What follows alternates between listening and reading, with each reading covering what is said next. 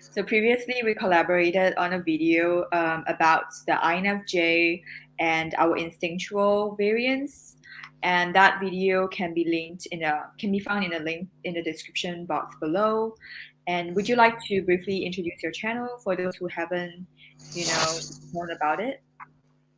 Yeah, so Type.Volution basically means to evolve through your personality type. So the focus is on evolving your understanding of yourself and your personality and also what you can do with it. So I've got videos and blog articles about, Jungian typology. So that's including MBTI, socionics, and also Enneagram. Great. Yeah. I mean, we have like a similar focus, but I think your focus is more on you do a lot of in-depth on instinctual variance and anagram. While I'm more of like starting to be talking about those things. Yeah. So um, also to introduce a little bit about my merch store, today I'm actually wearing the INFJ t-shirt that can be found on my merch store. Like it's not very clear, but yeah, I'm like wearing it right now, so it's like easier for people to visualize what it looks like in real life. So if you want to purchase any personality type related like merchandise, you can also take a look at the description box below. So yeah, let's begin on our topic today about the purpose role. This is actually, I guess it's like a theory that Olympia came up with, but it's also like similar to the idea that basically, about being more aligned with who we are and being more true to ourselves. So it's the idea that, when we do something that is more in line with our own purpose role, or our own, basically, what is our personality type more likely to feel fulfilled by, then we tend to have like a higher amount of satisfaction and happiness, as opposed to if we move away from it, we tend to have a lot more obstacles, or at least that's the experience that I often see. Yeah. Mm-hmm. Yeah, I can also say it's also something I've experienced. So yeah.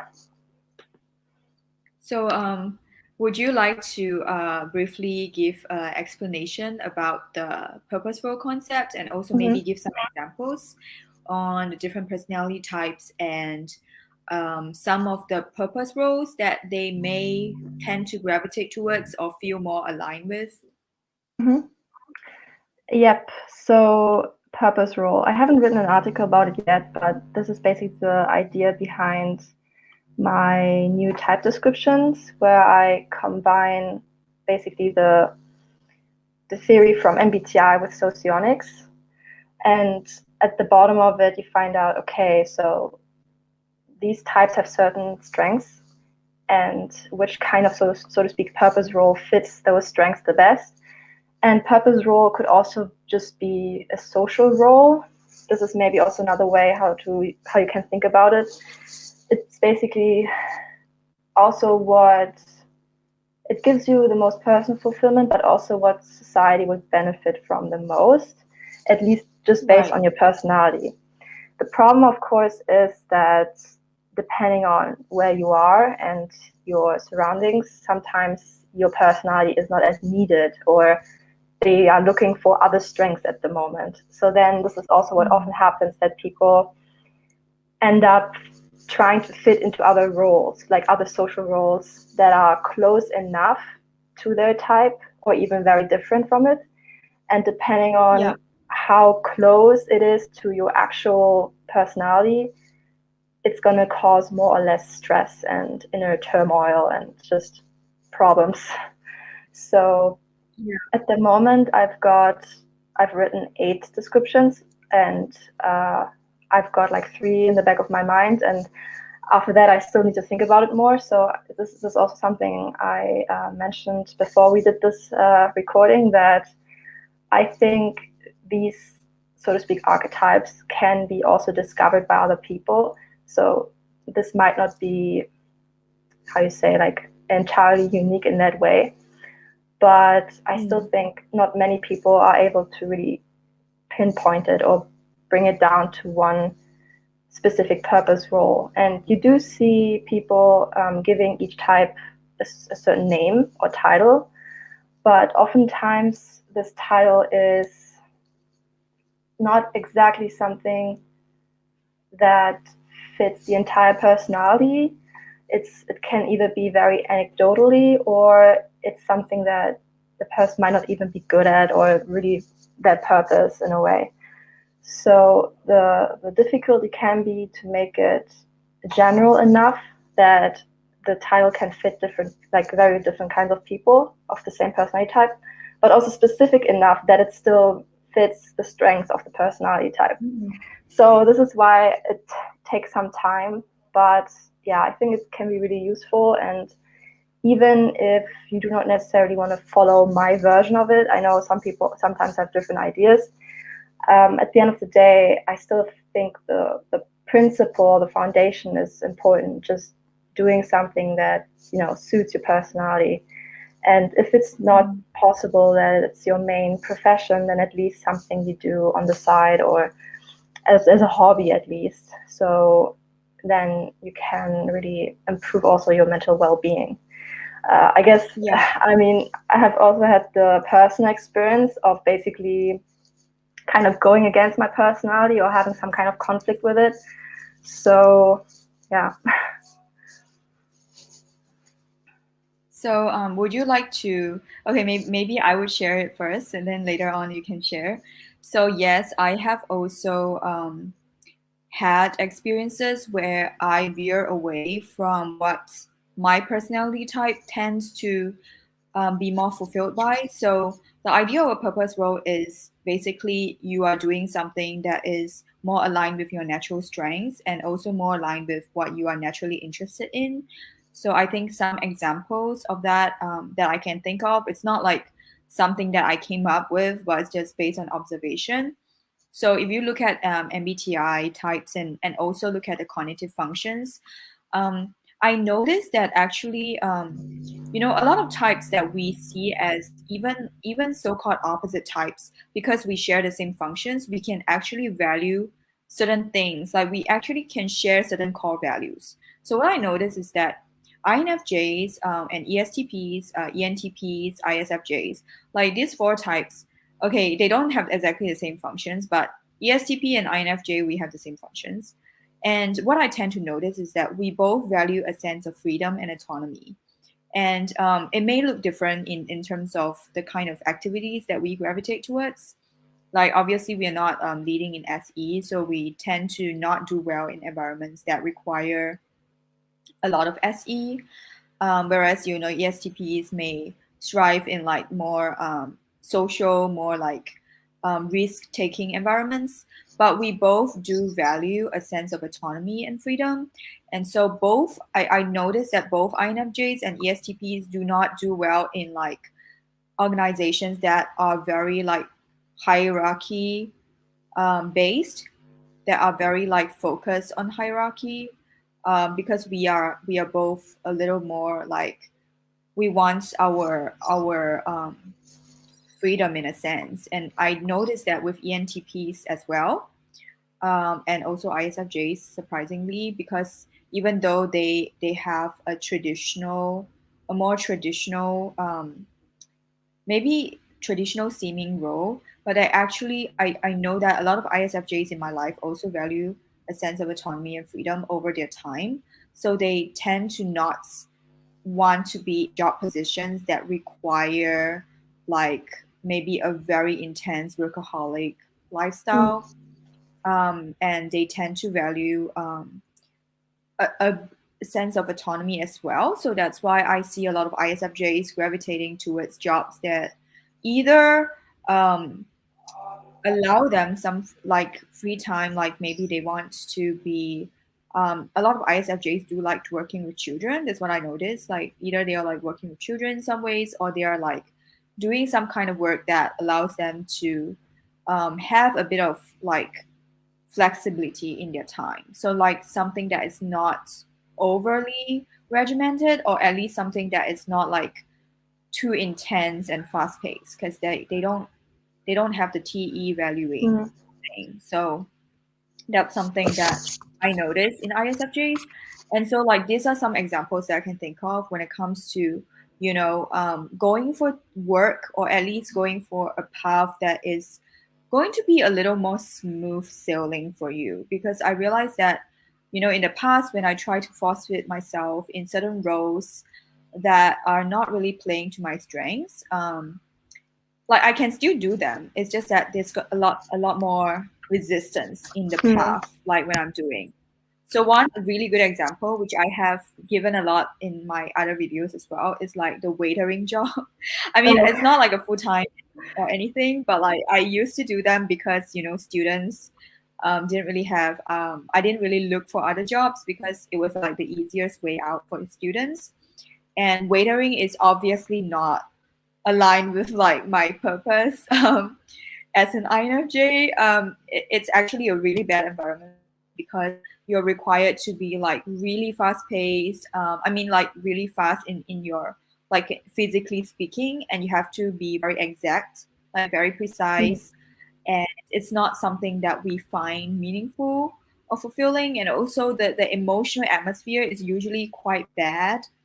I mean, sometimes it can be good, depending on the company, but like usually in waitering jobs, people in general, because they are working under pressure. So we are FE valuing. So for INFJs, we do want to have a relatively positive emotional atmosphere, and waitering doesn't have that at all. So I mean, in many situations, so it's very against, like you just feel it like when you're working there. It feels like, oh, okay, hopefully it's over soon. Yeah. Oh man, okay. Role that really has this resistance going on, whereas someone who is maybe an ISTJ, I've seen a few ISTJs work in waitering, and they're a lot more fast on their feet, and they're able to like do the things in way more order and efficiency. Yeah. Yeah, okay. Yeah. So what Yeah, about your experiences?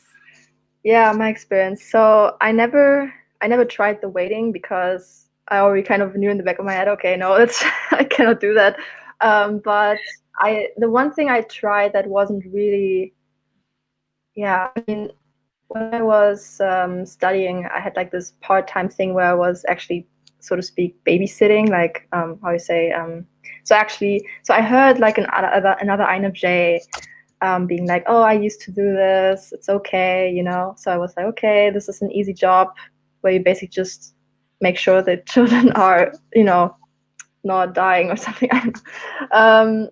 So I tried that, and it wasn't too bad, but yeah, at some point, I don't know. I think it kind of also goes back to the instincts in some way, because um, you also have to make sure that the children are fed and all that stuff. So yeah, I don't know. I didn't feel like, I mean, I knew right away it's not my purpose anyway. Like I knew it's not my thing, but I was trying it and it was okay. But at the end of the day, they also kind of, I think, replaced me with another nanny or something. And I was like, okay, yeah, I didn't really want to do it anyway. It was just, but this is what I meant with like the social role, right? Like at some point you have to kind of make money, and then you're trying to do something that more or less fits somehow. So like basically any F type can probably do this kind of thing, like looking after children, like childcare or something. And every F type is able to do that, but yeah, it's probably not going to be the best fit if you're an NF type. So, or even Maybe if you are ESFP ESFJ. or ESFP also would not be good for that, I think. ESFJ might Yeah. be. ESFJs, actually some of them, literally their profile picture is like holding a kid. So Yeah. so I think Yeah. they would enjoy babysitting a lot because that's like aligned with their purpose, and it's also, the FESI, Yeah, the like SI part especially. yeah, the FESI focus is very a lot on I don't know. I feel like a lot of ESFJs just love to be in nursing. They love to be with kids as well. So they tend to gravitate towards those types of jobs. And I think the challenge is when you somehow feel like your dominant purpose, I guess, or whatever that you tend to be passionate about is like not something that you see as financially viable. Like Mm. that's where the challenge arises. Because a lot of times, for example, the most I mean the most stereotypical case is when you want to be an artist, but Mm. like you're told like you're gonna starve to death or something. Yeah, that's But what like many say. Yeah. yeah, and so like in order to be surviving, you might take a job in maybe IT or like Mm. something that's like accountancy or whatever, which you can do for a period of time. And I think it's possible to develop other skills, but I think that it's just going to be like you're just going to be met with more resistance as a result of it. Like that's what I've noticed. I Mm-hmm. You can still develop other skills and you can still feel happy if you are around people who support you and so on. But there's going to be more resistance when you are not exactly acting to your strengths, because you're going to be a slower learner in many cases, and you may not like be as passionate in the process. Like you may not be like, because some people, when they really are doing something that is fully aligned with themselves, I think most people like it's just something different. Like you can just see that there's something different about them. Like they just fully in tune with who they are. And I noticed that in a lot of musicians and artists and like you know actors as well. I think, especially in those jobs, you see that because those jobs are the kind of jobs that if they're not passionate about it, they're not going to do it, because it's Mm-hmm. very risky. It's like you may or may not succeed, but the fact that they chose to do it, it shows that they know that it's like their purpose to do it. Mm-hmm. Yeah, it's also an interesting question how you figure out what the purpose is. I think it's like I said, it can be fine if you have a job that, so to speak, pays the bills and the necessities, whilst you are doing something that meets your personal needs, like your personality's needs. And it can be okay. Also, if you are really aware of what you're doing, like you're aware that, okay, I'm doing this just for this time frame also. I think the main problem is if people are not aware that this is actually something that goes against their personality, and if they do it forever or for a very long amount of time, and there's no kind of end goal or kind of I don't know, it's just so like with an actor, for example, who knows, okay, I'm gonna do this on the side, I'm gonna do the waiting for a certain amount of time, and at the same time I'm going to pursue my real purpose, which is or might be acting. Of course, it also depends on how good the person actually is at what they're doing.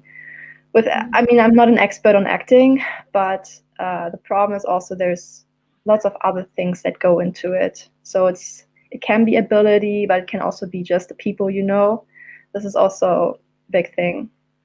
So yeah, but yeah, I personally I was at this experience where when I was young, not even younger, I mean like in my teens, and it was the whole question about, okay, what are you going to do with your life? What are you going to study or work or whatever? And then your environment kind of influences you to go for something, and you don't necessarily want to do that, or you're not really sure about it, but you do it anyway, and you think, okay, this is just what I have to do for my life. So in my case was actually law. I think it's a very common thing that people try out law school, and yeah, that didn't fit me at all. I mean, I kind of knew it even before starting it, Was but it because the readings, like you didn't really enjoy I don't know, like was it like corporate law or something like that? I'm not sure. yeah, I guess it also depends on where you do it. I mean, I did it in Germany, right? And it's it's very much basically just reading books and memorizing it all and just, yeah, following the rules. And for me, that was not creative enough. So, like, it didn't allow any kind of, I don't know, any of my own thoughts. And yeah, it also wasn't my interest. I mean, some IF types can be interested in law and do it, and it's fine. Just for me, it just wasn't, because, yeah, I think I didn't follow what is actually good for my type or me. And yeah, so I think, yeah, sometimes you have to learn it the hard way, like going through it and, yeah, not realizing what you were doing before, and then, okay, I should just do what actually fits me. This is also what I meant. Like, it's also really important that you realize how people in your life can influence you, and it might not be for the better, Yes. So especially if you are younger and if you're like a teen watching this, which might be possible, yeah, be really aware that, especially when you're younger, you're really way more influenced by the people in your circle or around you than you might realize. And yeah, I mean, I guess it's the old saying that you have to be true to yourself or true to your personality. Otherwise, it's gonna bite you later. So, Yeah, and I also feel like, you can do a certain job well when you are maybe like close to your purpose role, but not quite. So, mm, maybe for example, an INFJ who um, maybe has the dream of becoming a writer, but because, writing might seem like a bit hard to get the financial side going, so you maybe you settle for something else like copywriting. That sounds like yeah, myself, but like yeah, that is, so you settle for something like copywriting, and you can still do well in it, and you can still get money from it and stuff. Like I don't think there's anything bad about it. Like copywriting is still a skill set and like a strength of yours. But I think it makes a difference. Like what I observe, like when people are really in their purpose role, like they just shine differently. Like there's a difference being like a copywriter and an actual writer. Like because I have actually, the thing is to compensate for my dream, which I'm actually trying to be more true to myself. I'm starting to write more nowadays to on the side, doing more creative writing on the side, and I'm choosing a path that allows me to have more time to do that. But what I noticed is that I used to go for a lot of this like writers events where I meet like actual writers, and the way they mm, talk about their own stories. I mean, their own like um, basically what they have done. It's very different. Like it's like they are shining because they are talking about their own thing. Like they are the protagonist in their own story. Like I mean, both with both like literally and metaphorically speaking, they really are the protagonists of their life. Like you can feel mm, that they are.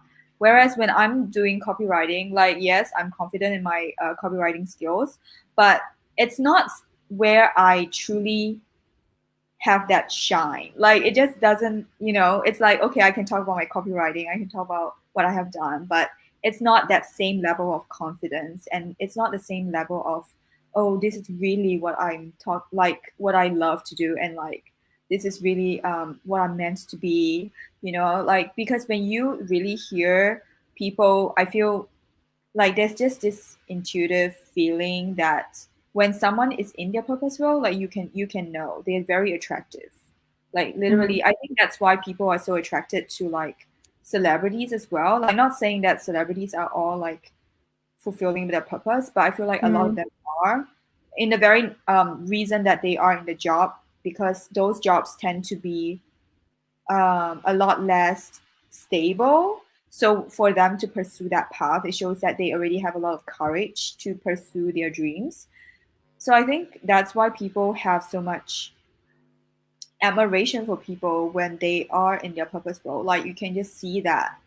And it's also similar to the effect when a writer is like talking about her book that she's really proud of. Like the audience is just like very um like full of respect for her because she is talking about something that really matters to her. Like it's a huge difference compared to when you are doing something that you are okay with and you like, but it's not like your I guess it's not like your complete um I don't know, it's hard to explain, but because I have been like trying to observe people, and that's the kind of vibe that I can feel from them. And also when I observe other types, like I observe like an ESFJ, she's in the media industry, in the entertainment industry, and when she came out, like usually so she's like juggling a few things on the side, but when she came out like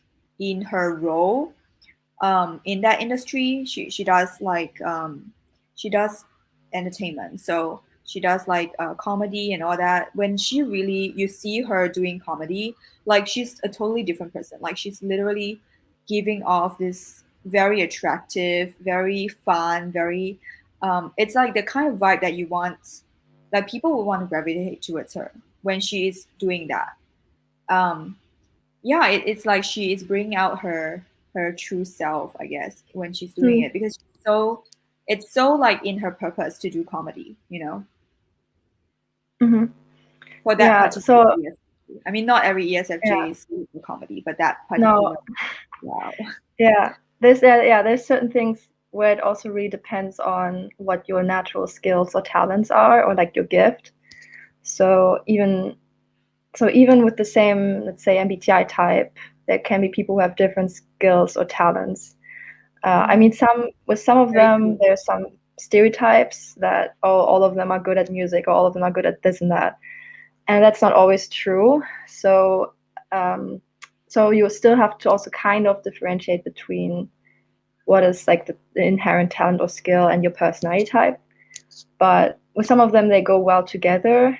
And yeah, overall, like you said, level of confidence is important. So when you do something you are actually good at, and that is a strength, there is a natural level of confidence behind it. And also, of course, if you personally value it, so like you can be good at something but not really enjoy it. And I Mhm. think this is also But it something. comes together. Sorry, what? It comes together?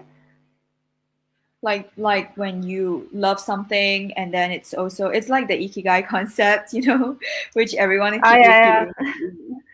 It makes sense yeah, though. It's like you value it and you also are good at it, and it's also has a role in society. Yeah. yeah. So, like every type can also do the, let's say, um, let's take INFJ, or you know INFJ, introverted intuition, extroverted feeling. They can also do things that are related to extroverted intuition and introverted feeling. But if they do it too much, then it's not going to be fulfilling. So every type can do that. Like every type has certain strengths. So like all NFs can do intuition, feeling. All STs can do sensing, thinking stuff. And ironically, that's how even people of different types can do the same kind of job or have the same kind of skill. But it still matters if you value it or not, of course. So Yeah. so it's hard. It can be hard. It's I mean, it's a bit idealistic, of course, also to say that every type has a certain purpose role and then just trying to make it work with that. But I think nowadays, especially if you are living in the Western world, or even in other aspects of the world that enable you to have internet access, and Yeah. um, so if you're watching this, you can do it. I mean, if you're watching this, you have the ability to follow what you want to do and that you're good at, and make it a thing. Like there's so many kinds of Yes. You just have to jobs, go and search. businesses, Yeah. like even ridiculous things. So yeah. Yeah, and I think I know of a lot of like sad stories of past like more traditional people like from the Mm. past. where I think I'm going to talk in a context of Asia because I see that a lot in Asia. Like people have a very standardized idea of what success means. And Mm. so um, it's really sad when sometimes you see that, literally, this person has this talent, but he just gave up on it completely. Like just dropped it and like never talk about it and just like go and do something else that he hates or is bored by, and then he doesn't find fulfillment, and then in the end his life is just like very stagnant. Like that happens a lot in the older generations. Mm. So I actually had that situation in my family. I think I also mentioned it in another video that I had an uncle who was really good at art. Like he does amazing art. But because he didn't really do well in school and he kind of gave up. He kind of gave up on his dreams. He turned his Mm. back on his dream and his gifts, which he enjoyed doing. And he valued it himself, and he also was really good at it. So he already had the two down. And all Mm. he had to do was actually to find a role in society that would require that skill, which I Mm. think actually he can find it if he tried to, even in those times. But unfortunately, he kind of gave up on it because he felt like, oh, I didn't do well in school, and like the people around me were like not really believing in me. And so he kind of job hopped a lot, like because he didn't really have a degree. So all the jobs that he could do were like really boring, like very dull, like construction work, or like things that he hated doing, like being a security guard of some sorts, which like actually doesn't gel well with his personality at all because it was monotonous. And sadly, because he didn't really go for what he wanted to go for, like his life actually stagnated. Yeah, Mm. like he didn't really make use of the gifts that he had. And I feel like that's really sad because I think it is understandable that you have to maybe do another job, maybe as your main job. But I think at the end of the day, you still can have time to do something on the side that is more aligned to who you are and your natural strengths and your gifts that you yourself enjoy doing. I feel like if you do it and you try to find ways to showcase it and to find avenues where other people Mm. actually look at that talent, or it could be in areas of graphic design or maybe some kind of magazine cover. I don't know, depending on whatever that you're looking for. I think there are actually a lot of avenues that you can find for things that you are gifted at, because I feel like, I mean, I'm not like religious or anything, but I literally feel like we are given something by God, like, or whoever is like a higher power. I don't know who that person, or I mean, not person, but like who that is. But I really feel like we do have that. And when you see that in someone else, it's like, wow, like that is a gift, like, and you're not using it at all. You're just throwing it because maybe people around you don't value it. But it's like a real loss, because not Yeah. everyone is born with that. Like I cannot do arts to that degree of, like he does amazing art, and I'm not born with that. So it's like, wow, what a loss when Yeah. someone does not value their own gifts because society around them may not have like a more affirming, um, yeah, like affirming attitude towards it. Yeah, you could say this is like a spiritual growth almost. Not growth, death. I mean, if you do what is natural to your personality type and what your purpose role is, then it's spiritual growth. But if you don't do it, it's spiritual death. So, yeah, it's really sad. I mean, this is also why I mentioned earlier your environment can have a big impact also on Mm-hmm. whether you will go for it or not, or whether it can be realized. It's kind of like when people say, okay, this person had this kind of potential and they didn't realize it.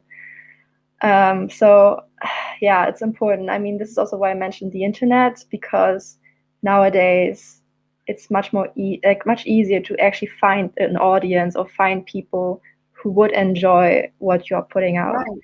So this is like a really good opportunity nowadays that you didn't have back in the day. So I was also thinking when you mentioned especially Asian culture and the job market. So from my perspective personally, I guess there was the saying, okay, when your father was a baker, then you would also be a baker, like this is how it often was, like back in the day, Yeah. I mean, so like I know I would have died. I mean, like, yeah, spiritually I would have been dead if I had to be whatever, because I know this doesn't fit me at all. So I'm actually pretty glad that I'm living in this time right now. So yeah, but so if yeah, you on some level also you have to kind of convince people that your gift is valuable. So this is also when you have to showcase it, because especially if you're in an environment that doesn't really value it or doesn't really see the value in it, you kind of have to keep doing it or kind of showcasing it, bringing it around so people see that it has value. And this can take time, and you might even have to move or something like that. Like, I think what is worse? I mean, some people don't want to move, perhaps. Like, some people want to live there forever. But if where you live or your environment kind of kills you inside, then you have to go somewhere else. You have to try it otherwise. So yeah, I guess I can even say from my perspective, from my experience, so like with the typology stuff, right, with the personality stuff, I noticed, so when it also comes to spirituality, recently I updated my INFJ description. So I actually call it now the Psycho-spiritualist. I used to call it the psychoanalyst, and it actually took me some internal, not search maybe, but like some internal reevaluation, because I myself, I think, grew up in an environment that was very not spiritual. So like really rejecting of certain ideas or ways of seeing the world. And I realized that especially in the recent months living back at home because of Corona or whatever, so I would like talk about certain things, and then they would kind of dismiss it as like fortune telling, or like looking into a crystal ball. So they would literally, I think this is very common, especially for people who do not value introverted intuition, which Yes. I have around me. So they would say things like, Definitely. "Oh, what you're doing is just looking into a crystal ball," but you can say it in a way that is admiration, or you can say it in a way that is like devaluing it. So I realized, okay, I grew up in this environment where, yeah, people didn't really see the value in it, right? So if I kept following that, then I would just be unhappy. I had to just do my thing and do it online if necessary, or find other people who would value it. And as I said, so I had this experience that spiritual thought, or I don't know, things that are not really proven by science or whatever, would not be valuable, basically. So I think this is also, I mean, I grew up in Germany, and I think in Germany this is in certain parts very much pronounced, also in Berlin. Even though you have like a lot of people also kind of a little bit new age in the sense of, oh, we are vegan, we are LGBTQ and all that stuff. But when it comes to this aspect, to spirituality, mostly not really open to it. So yeah, anyway, it's like a long story to explain how I ended up changing my description to psycho-spiritualist, because like introverted intuition has a certain proclivity towards spiritual insight, and it Yes. might not even have to be religious insight. So I think it can even be like, some people think spiritual just means literally believing in the Christian God, for example, like, which it might, but it can also have other perspectives or other ways of seeing the world. So also things like the soul and things like that.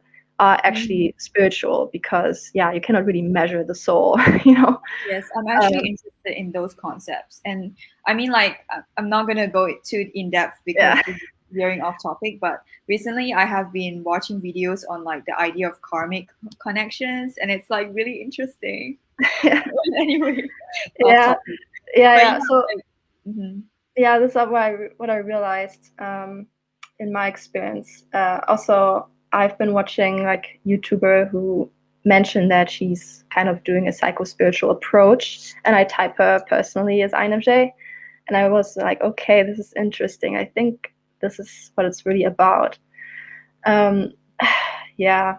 I mean, I can also say another personal thing. Like, I was also interested in studying psychology, but I remember what turned me off from it was the very, at least here in Germany, the approach was very clinical and very, very Yeah, much yeah, I feel more like that. medicine. And that kind of turned me off from it, because my Mm. interests were always a bit more in like psycho-spiritual, basically, like more about the mind, the soul, um, the inner self, whatever, right? And not necessarily like, okay, Unconscious. you have this disease, like this medical The condition. DSM. So Yeah, like it's how many traits do you fulfill? I mean, I can see value in it, but I don't. Ultimately, I see psychology as more of a humanities rather than science. mm, I mean, I do value the scientific aspect of it, but I feel like a lot of times we have to be not so, because people, when it comes to people, like it's not just about ticking the boxes and like determining what disease they have, and like, yeah, there's a lot more to it. mhm. Than that. There's a lot of, yeah, American psychology sometimes has that problem too when it becomes too clinical and they kind of neglect the personal aspects to it. Yeah, I'm more interested in like Carl Jung's theories, that type of psychology rather than the more like Yeah, um, yeah, kind of like data. you have this disease, take this pill, and that's it. Yeah, yeah, which So can help, I guess, but I don't yeah, think it's the root of the problem. But okay, that's another that's also another discussion. subject, but Yeah, yeah, I kind yeah, of but it, yeah, mhm. And I actually see a lot more humanity. Like even though sometimes I do use those terms as well, like the terms in the DSM-5, like I do use those terms, but I still see them as people. Like I don't see them as like, oh, it's really hard to treat this type of disease, and so they are somehow, I feel like they are still fully human. It's just that they may have a certain condition at this time, but it doesn't really it doesn't really like means um, that they are somehow like, because some terms like untreatable, or there's a yeah, lot of this like you're and doomed. I'm like, yeah, and I'm like, maybe it is difficult, but like there's still humanity in them. um yeah, so there's a lot of things that go into that, but I think ultimately it's also about um it's like both about your MBTI personality type and also about yourself, because obviously an INFJ, like you mentioned, an INFJ can be gravitating towards slightly different purposes. So Mhm. maybe two INFJs are both interested in psychology because that is really common, but maybe one INFJ is more like wanting to be a psychologist, and the other one may want to be a writer who includes psychological elements in her stories. Mhm. So you know Yeah, how like, it can be like a little bit of a mixture. And for ISFJs, like not every ISFJ is going to enjoy being like a kindergarten teacher. Like some may be more interested in maybe teaching music. yeah, Yeah, so it really depends on their own personal interest as well, because everyone is made differently. But it also kind of plays into the personality type, because our strengths are really are actually reflected by our personality type quite well, I think.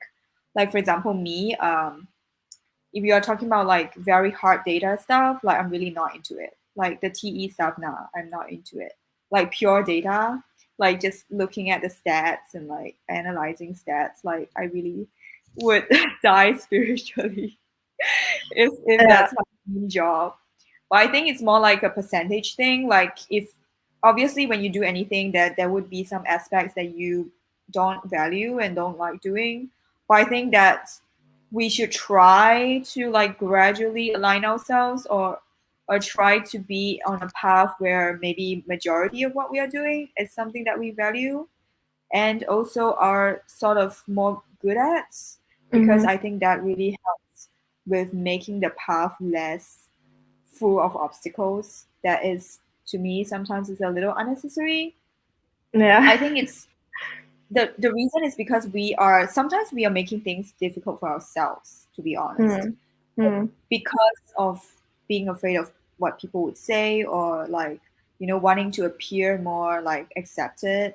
We sometimes go for things that we know, like, in our own, like, we just don't value it that much, like we don't really care. So I think that there was one really good article by Susan Cain. She was the one who wrote the book on quiet, Yeah. the Excerpt book. She wrote something about how she pursued a degree in law, and sounds like you. Um, Yeah. and she realized that she actually didn't really care that much, and that the moments she realized that was when she was listening to other people. So apparently there are like titles, when you go into a certain field, you have like certain titles that they will give you. And she remembered that people around her were like really excited to like receive a certain title. Like, I don't know what's the title in law, maybe like, I don't know. I'm not really familiar with law titles, but she remembers that she was actually about. I remember she was about to. I think she was already working for a firm, or she was like going to continue her contract or something, and she realized that she was actually not that interested in even being called that title in front of people. Mm-hmm. Like, she wasn't proud of like the title, and and in contrast, when she was looking at, you know, um, looking up some writers and psychologists that she really admired, she realized that she would actually want to be called a writer or a psychologist. Like, she would actually be proud of it if people call her that. So I think that's like a really telling sign. Like, it may not be the most exact story because I kind of brought it from memory, but the idea is that look at people who you respect, and the kind of title that you want other people to remember you from. Not necessarily the title itself, but it's more like, what are you proud of, when it's certain accomplishments like that you have, like what kind of accomplishments would you actually be most proud of, like not just about other people, like how they would be most proud of. Like, are you actually the most proud when people call you that, or people talk about, certain accomplishments that you have? Because I think it differs based on our own thing. Like, for example, I would be very happy if someone calls me like I don't know, calls me, if I'm like an accomplished writer, and if I'm like a filmmaker and someone actually refers me as that, like I will be so happy, because it feels like, oh, like, I my work of art or my work of literature is like actually being recognized. But if I'm like working for a firm and someone calls me like, I don't know, chief executive, like I wouldn't care. I don't care about Yeah. that at all. Like, Yeah. it doesn't have any effect on me, literally. Like, literally you can call me like, I don't know what terms they have, executive something, and I wouldn't care at all, because that's not something that I value. Mm. So I think Yeah. that's a very huge telling sign where you yourself are aligned with and what you are not. Mm-hmm. Yeah. So at the end, I think I mentioned in one of my videos, but I think it's a lot of it boils down to self-acceptance, basically accepting yourself and accepting what you value, what you want, what you like, because otherwise this will keep happening. Like, otherwise we'll keep doing things just based on, okay, like what does the surrounding want for me, or um, what do I think I should like or do, and then you you never are able to do something that's actually suitable to you, or that actually meets your personality's needs. So yeah, it also can take courage, especially if you grew Yes, up in a a certain lot of courage. environment. Yeah, so So in my case, for example, like I knew right away that law wasn't really for me, but with some kind of amount of pressure around me, it kind of started to seem like, okay, maybe I have to do it to live. Like it just became this weird thing. But then it was so mentally painful to go through it that I realized, now I cannot do this. But if this keeps happening, then it's a sign that you haven't really fully accepted your personality, and you still need to really embrace it and do things that suit it or are good for it. So yeah, I think this is really important. But also one thing I still want to mention is there's also the danger of doing something you like, but you're not good at. Yes. So this is also important to note, because I see some people doing something that like fits their functions, but the order is like almost like it's all opposite or something like that. So it's something the person likes, but they cannot redo it that well. And at some point you got to decide like if you're going to keep doing this, because on some level this is also not an entire exception of yourself, because you're still trying to be something you're not. So yeah, this can also be dangerous, because when I was thinking about level of confidence, some people have an overinflated sense of confidence where they think, oh, I'm super good at this, but they're like have to continuously push themselves or force themselves, and the end result is not really natural or that effortless or even that good.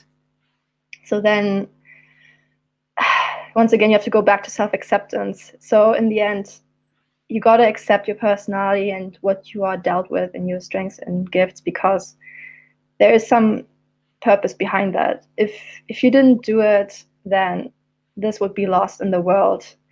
Otherwise everyone would be like robots, and there would be only one kind of, I don't know, thing or strength or skill that would be perpetuated.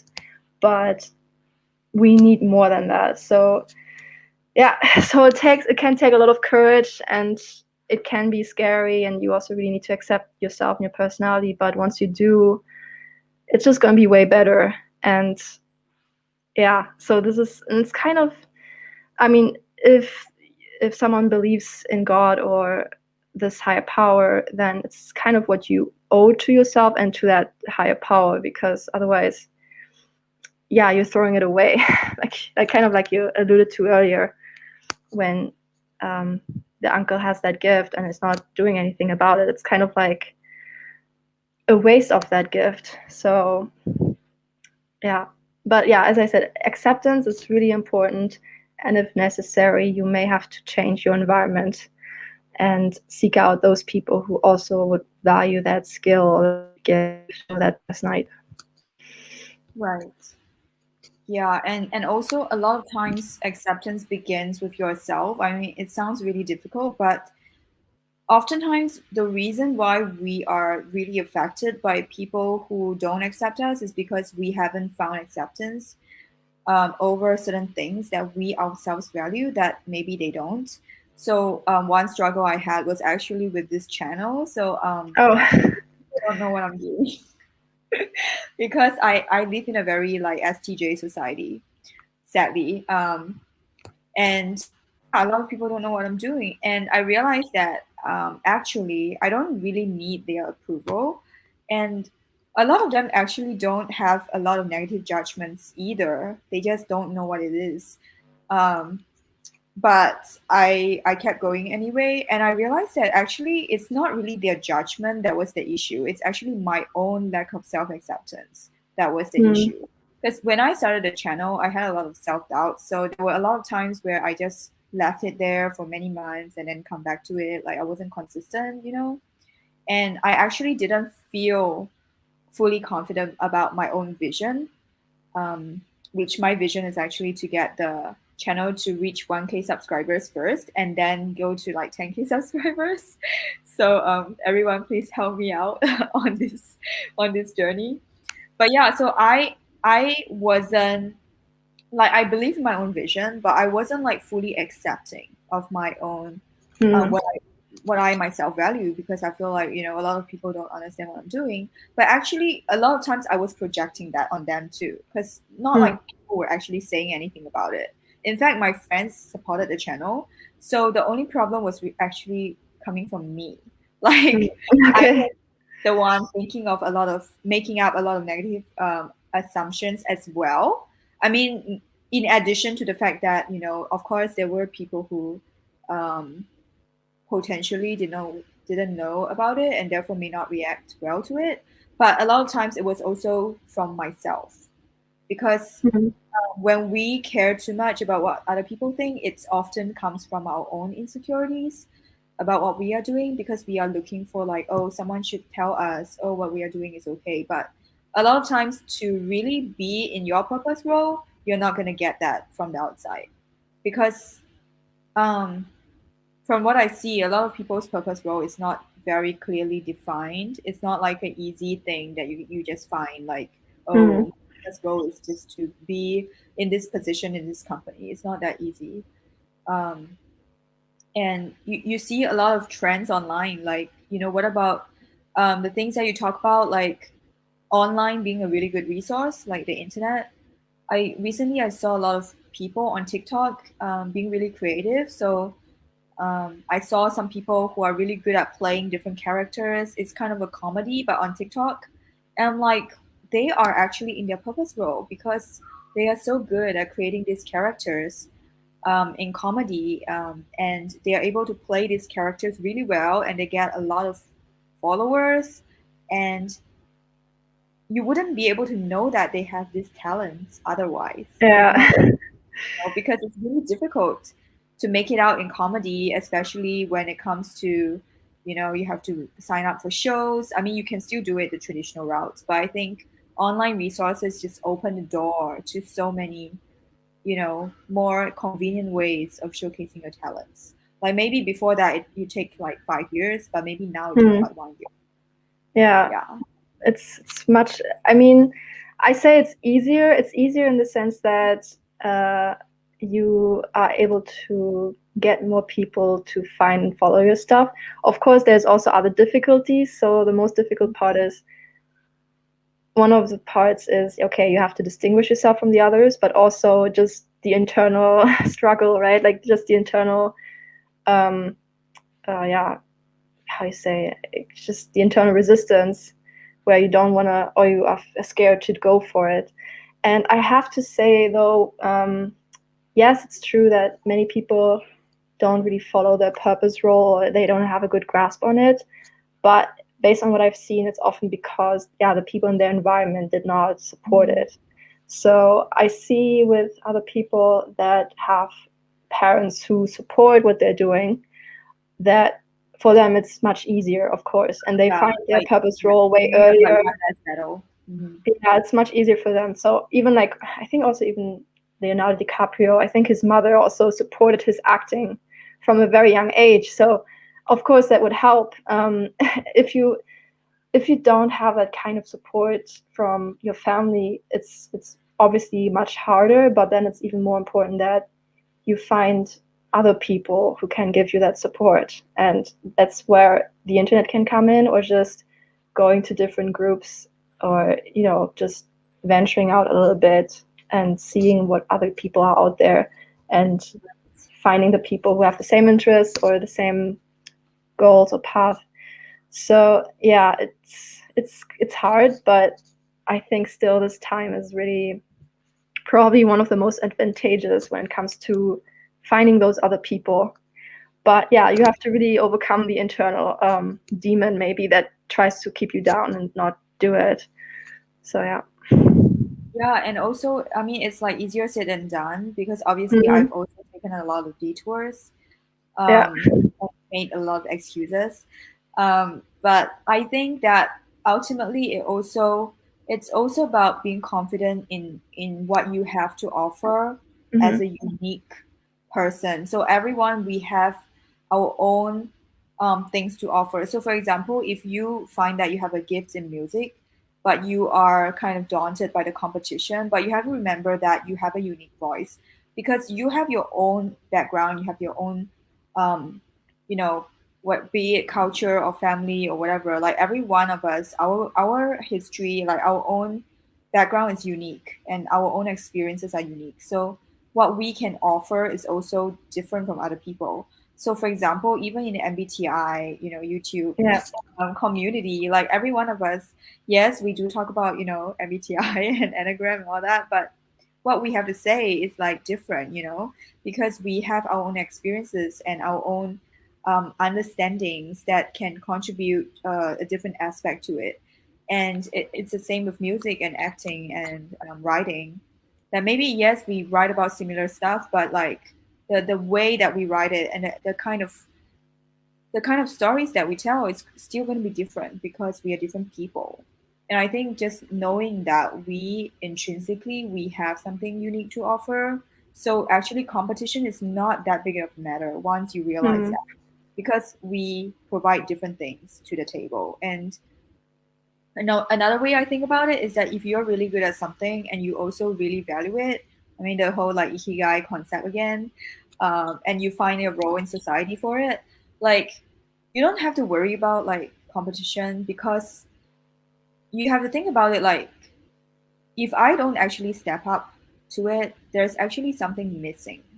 I mean, it sounds really narcissistic, like it sounds a bit vain when you say that, but it really is true, right? Like it feels like if my voice is not heard, there really is like a little bit of a missing thing, like in the whole picture, because you have something unique to contribute. That's how I see it. Hmm. Yeah. Yeah, I mean, if you want to look at it from the sort of collective perspective, that I mean, some people go so far as to say, yeah, the entire human race is just one organism, and we are all like little things that contribute to it or not. But yeah, it's like if something is missing at some point, it's gonna come up or be repressed or whatever. It's, yeah. I mean, I don't want to go too far, but some people would say, okay, maybe certain events could have been avoided, or certain issues, if just one person would have done something, or would have, you know, stepped forward or shared something. So Yeah, yeah, you I mean, never know how big of an impact that is. Because imagine like the directors, I mean, imagine the films that we love. Like that director just gave up on his dream at yeah. like, like we wouldn't have that film, and that could be Yeah, a really amazing film that we all remember. So that's like one example. Like great films may not have been made if people give in to like peer pressure and like the self doubt thing, which can be really challenging to deal with. Yeah. yeah. I mean, I think there's also this saying that diamonds are often created under lots of pressure. I mean, yeah, it's if everything was so easy, then maybe it wouldn't be that valuable or that bright of a light. So at the end, I've also seen people who have been at the bottom. Oftentimes, when they do come up, it's it's even way more valuable than if they were never at the bottom and just were floating through life. Everything was always fine and dandy and easy for them. Yeah. So even if you have like struggled a lot or have a lot of pain right now, at the end, if you go through it, you're gonna have some kind of valuable experience that many other people might not have. So some people have this thing that, okay, all my struggle means I don't know, I'm broken, I'm doomed, I cannot do anything, and it can actually become an asset later down the line, because yeah, you will have some kind of insight that other people might not have. Or yeah, so even people who may not follow their purpose role in the beginning, and they have this journey of, okay, trying out all these different other roles that don't fit, and then at the end they kind of do eventually find it because they have found the acceptance within. Then they can tell everyone about their journey and say, okay, yeah, this is where I've been troubled, this is where I fell down, this is where I didn't do it. And then they might even want to be teachers or something like that, it's this. Yeah. So Yeah. even It's that like, has some kind of purpose. yeah, yeah. It's like when that story of J.K. Rowling being like fired in the past Yeah. because she was working on her novel during the job. Yeah, or also I also like the thing where she got rejected, I think like 12 or 13 times by other publishers, until finally her novel got, published, and then it was a huge hit, right? So yeah, sometimes you might even come against resistance in the moment, even if you are in your purpose role. So even if you are doing the thing that you are meant for, it might not always be easy. So yeah, but it's still, at least I think, at least psychologically or mentally, it's going to be easier and yeah, less problematic than if you do something that is totally against your personality type. So even if you're good at it, there's still going to be something inside that's like, nope, or that's just unhappy about it. Feel that sense of pride because it's not something that you personally value. It's like, when Nicki Minaj was like a waitress and she it was funny, but like she got fired for cursing at a customer. I mean, I don't know how true this is. This is from tabloid. Okay. But like clearly that's not her purpose role because No. she didn't have like the right temperaments to be a waiter. Like as a waitress, you have to be always smiling at the customers.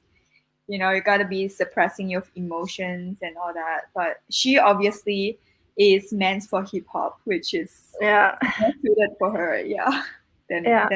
than the waitressing job, Yeah. I want to say one thing about the waitress thing. So I guess we kind of talked about certain professions like, yeah, they were not for me, blah, blah. But at the end of the day, every profession has a purpose. So, every profession can be valuable, but it has to fit you. So, I mean, that's the thing. Like, if you have a profession that you really love, and even if it's something that other people might think this is lame, just don't be deterred by that. I mean, at the end of the day, this is, I guess, my personal perspective on it, but together with self-awareness, reaching your internal purpose or potential or fulfillment is kind of like the highest expression of humanity. So I think some kind of purpose we have as a whole is reaching this and expressing ourselves at our highest level and raising the consciousness or vibration, as some people say, because I think this is kind of where we are all headed towards. We are all, at the end of the day, always striving to evolve or reach our full potential or actualize ourselves. If you go by Maslow's hierarchy of needs, at the top is the self-actualization. And this is what it boils down to. So you have to accept yourself. You have to realize, even if other people think your purpose role is not that cool, just ignore that. I mean, you are not them, like they have other kinds of things that fit them or they should do, I guess, in terms of their personality. So yeah, this is, I think, where at the end you actually find fulfillment, and this is, I would say, the best or grandest purpose of it all. So yes, and because when you feel good, you tend to, or when you feel more fulfilled, you tend to be nicer to people. And that's yeah. another risk. I suddenly thought of another very important thing before we end the video. Yeah. There is actually a risk of not following your purpose role and veering too far away from it, that you can actually cause detriment as a result of it, because I experienced it firsthand. So this is actually quite a traumatic thing that I experienced as a child. So I was in a nursery school that the teacher was clearly not following her purpose role. She hated her job, and as a result of it, she actually abused us. Like literally, she was very, very bad tempered. She didn't like kids, obviously, and she would like literally have punishments for us on like very minor things, and that actually caused trauma in my Oh my childhood. God, yeah. There is actually a very huge danger to not following your purpose role that I have to highlight here, because when you go against who you are and you go against your own natural gifts and strengths and things that you value, there's just like this thing in it's like a revolt, and you tend to bring out things that are not very good about you. So for example, like for someone who doesn't like kids, to be a kindergarten teacher, that is really bad, because you're gonna like trauma in the kids, because they can tell that you don't like them, they can tell that you don't like the job.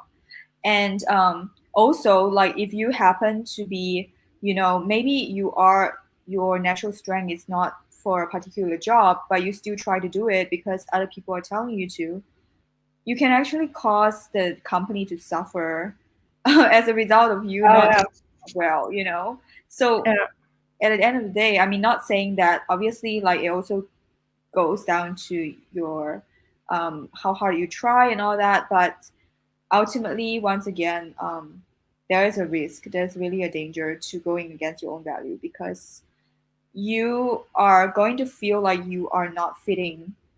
You're like kind of force fitting, and sometimes there is going to be negativity as a result, um, and because you're not going towards your natural strengths, like you're not good at the things that you chose, it can actually have a ripple effect on other people around you. So yeah.